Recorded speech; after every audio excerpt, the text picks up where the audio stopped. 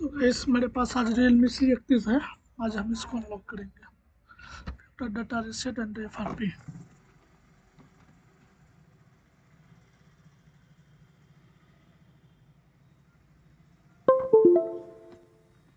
Mobile को power of करके plus minus volume दबा करके USB केबल इन करना है। तो आप देख सकते हैं प्रोसेस ले लिया है।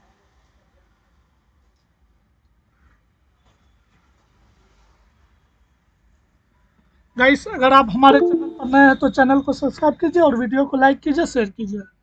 इसका मोबाइल सोल्यूशन में आपका स्वागत है। ये Realme C31 था जो कि आज अनलॉक किया है एंड्रॉयड मल्टीमीडिया प्रोडक्ट से।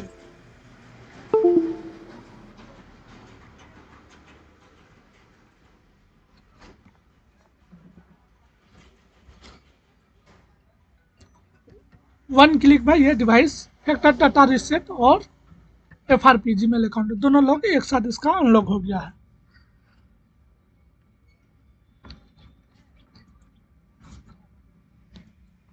इसी तरह के नए वीडियो पाने के लिए हमारे चैनल को सब्सक्राइब कीजिए और बेल आइकन को नोटिफिकेशन को अपना ऑन कर दीजिए। इसका मोबाइल में आपका स्वागत है। Thank you. ओके, स्टॉप करके इसके बाद गाइस